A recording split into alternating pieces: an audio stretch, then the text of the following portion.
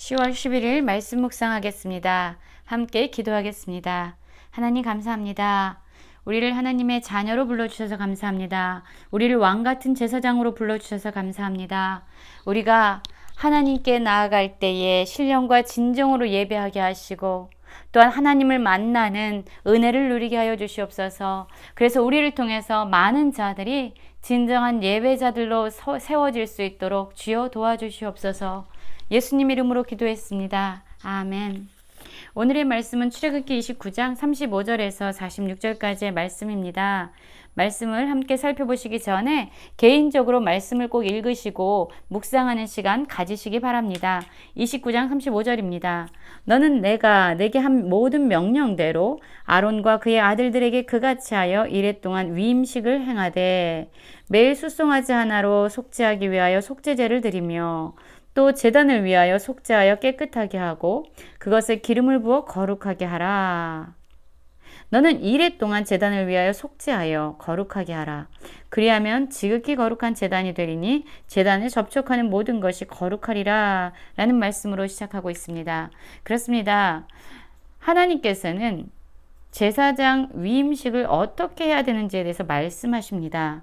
그런데 반드시 기억해야 되는 것은 어떠한 제사든 어떠한 일이든 모든 것을 하나님이 주시는 명령대로 행해야 한다는 것입니다.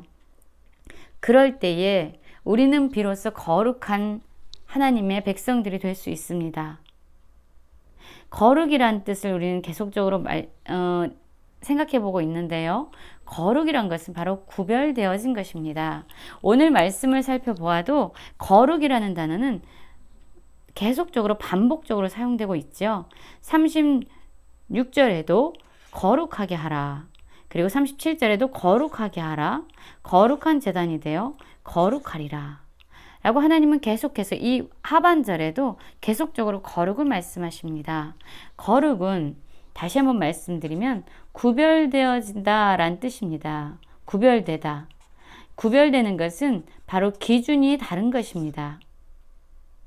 그런데 하나님께서 이 이스라엘 백성을 거룩하게 구별하시는 그 기준은 바로 하나님께서 말씀하시는 모든 명령, 모든 말씀을 그 기준으로 하시는 겁니다.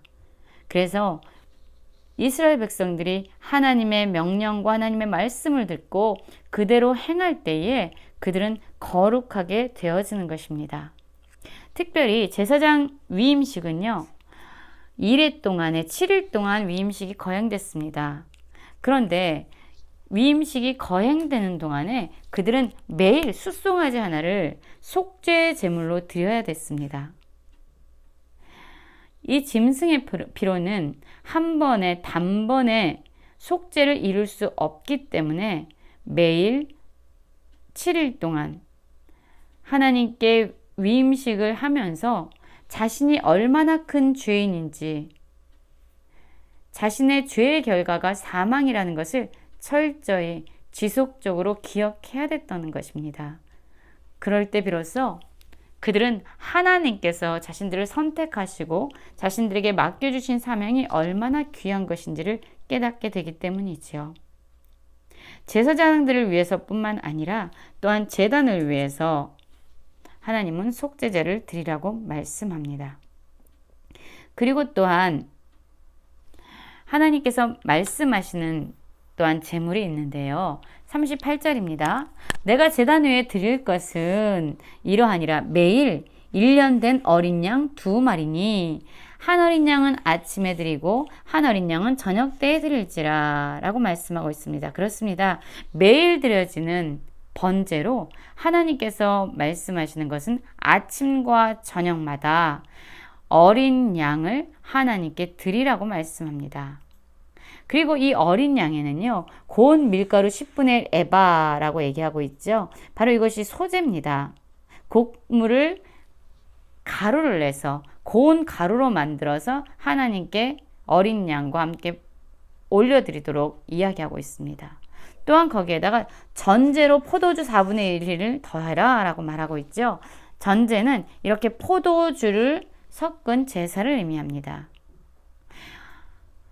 이 고운 가루로 냈다는 것은 바로 우리가 얼마나 죄인인지 깨어지고 부서진 심령으로 하나님께 드려지는 것을 의미하고요. 또한 여기서 드려지는 이 전제, 포도주를 섞는 것은 많은 해석하는 그런 관점에 따라서 여러 가지 의견들이 있는데요. 어떤 사람들은 우리 안에 있는 기쁨과 어떤 즐거움, 그 영역조차 내려놓고 하나님께 우리는 살아있는 제사로 드려져야 된다라고 이야기하는 사람들도 있고, 또한 어떤 사람들은 이것이 바로 우리를 위해서 흘려주신 예수 그리스도의 피를 의지해서 하나님께 드려지는 것이다 라고 해석하는 분도 많이 있습니다. 어쨌든 하나님은요, 이것을 번제로 드리라고 말씀하십니다. 한 어린 양은 저녁 때 드리고 한 어린 양은 아침에 드리는데요. 소제와 전제, 그것과 함께 드려 향기로운 냄새가 되게 하여 하나님께 화제로 불에 태워서 드리는 제사가 되게 하고, 이것은 또한 회막문에서, 여호와 앞 회막문에서 늘 항상 상번제로 드려야 될 번제라라고 말씀하고 있지요. 그렇습니다. 우리 전 삶을 하나님께 드리고, 또한 우리가 하나님께 나아갈 때 우리가 얼마나 죄인인지 깨어진 심령으로, 상한 심령으로 하나님께 나아가고, 우리가 주님 앞에 나아갈 땐 예수 그리스도의 보혈의 피를 의지해서 나가야 함을 의미합니다. 매일마다 아침과 저녁으로 하나님께 우리의 삶이 살아있는 예배가 되도록, 제물이 되도록 우린 하나님께 그렇게 예배자로 서야 합니다. 그러면 하나님께서 무엇을 약속하셨느냐? 바로 내가 거기서 너희와 만나고 내게 말하리라 말씀합니다. 우리가 하나님을 예배할 때에 가장 큰 기쁨은, 가장 큰 은혜는 바로 하나님을 만나는 것입니다. 여러분, 우리가 하나님이 우리에게 뭐 재물을 주어서, 우리를 성공시켜서, 우리의 질병을 치유해서, 뭐를 많이 주셔서가 아니라 정말로 우리의 가장 큰 축복은 바로 하나님을 만나는 것입니다. 여러분, 하나님을 만나면요, 우리의 상황과 우리의 환경과 상관없이 우리는 기쁨과 즐거움의 삶을 살아가게 됩니다. 그러나 우리가 모든 것이 다 채워지고 모든 것이 다 완벽하다 할지라도 우리 가운데 하나님이 함께 하시지 않으면요, 우리는 공허한 삶을 살아갈 수밖에 없어요. 왜냐하면 우리의 생명의 근원이 하나님이 되시기 때문입니다. 하나님은 요한복음에서도 그렇게 말씀하시죠. 신령과 진정으로 하나님을 예배하라고 말합니다. 그리고 하나님은 그렇게 예배하는 자를 찾으신다고 말씀합니다. 우리가 깨어진 심령으로 우리의 죄인됨을 하나님께 철저하게 고백하면서 예수님을 의지해서 우리의 전 삶을 들여서 신령과 진정으로 하나님을 예배할 때 하나님은 우리를 만나주시고 우리에게 하나님의 음성을 들려주시겠다고 말씀하시죠. 진정한 예배자가 되기를 원합니다. 그래서 이 세상의 어떤 것보다 진정한 축복의 근원이 되시는 하나님을 만나는 은혜가 우리에게 있기를 원합니다. 43절입니다. 내가 거기서 이스라엘 자손을 만나리니, 하나님을 만나시겠다고 얘기하세요. 하나님을 예배하는 것에, 하나님을 진심으로 하나님께 예배하는 자들을 하나님은 만나주시겠다고 말씀합니다. 그래서 내 영광으로 말미암아 회막이 거룩하게 될지라 말씀하죠. 이들이 제사를 드렸기 때문에 하나님이 거룩하게 만든 것이 아니죠. 이들의 어떤 공로 때문에, 이들이 매일마다 어린 양과 무언가를 하나님께 드렸기 때문에 그것이 거룩하게 되는 것이 아니라 하나님이 임재하셔서 하나님이 그것을 영광으로 채워주시기 때문에 그것은 거룩하게 되는 것입니다. 하나님의 말씀에 따라 살아갈 때, 하나님 말씀이 기준이 되고 하나님이 우리의 삶의 주인이 될 때 우리는 거룩한 존재가 되는 것이죠. 여러분, 우리의 거룩함은 우리 자신의 행위에 달려있지 않습니다. 바로 우리를 만나주시는 하나님의 은혜, 하나님의 영광 가운데 우리의 거룩함은 달려있는 것이죠. 내가 그 회막과 제단을 거룩하게 하며, 이 거룩하게 하는 주체자는 바로 하나님이시라고 말씀합니다. 아론과 그의 아들도 너 내가 거룩하게 하여 내게 제사장 직분을 행하게 해라. 거룩해야만, 제사장들이 거룩하게 하나님 앞에 서야만 그들은 이스라엘 백성을 또한 거룩한 하나님의 백성이 되도록 이끌 수 있는 것입니다. 그래서 하나님이 진짜로 원하시는 것이 무엇이냐? 바로 이렇게 말씀하고 있습니다. 내가 이스라엘 자손 중에 거하여 그들의 하나님이 되리니 내가 그들의 하나님의 여호와로서 그들 중에 거하려고 그들을 애굽 땅에서 인도해 낸 줄을 알리라. 나는 그들의 하나님이다.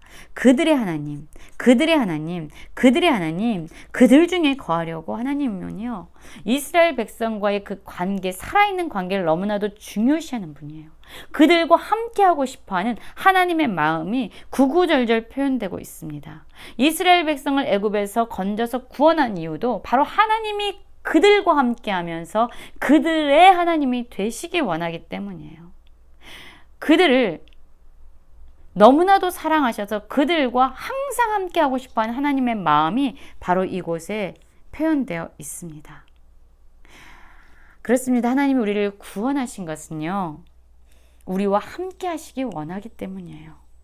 우리와 관계를 맺기 원하시기 때문입니다. 우리의 인생을 책임져 주시는 주인이 되고 싶어 하시기 때문이에요. 우리와 동행하시고 우리 중에 거하기 원하십니다. 우리의 삶은 무엇을 원하고 있습니까? 우리 중에 거하셔서 우리의 하나님이 되시려고 하시는 하나님의 사랑과 은혜 안에서 진정 하나님의 자녀로, 하나님의 백성으로 이 땅을 거룩하게 살아가는 하나님과 동행하는 모든 성도님들 되시길 간절히 기도합니다.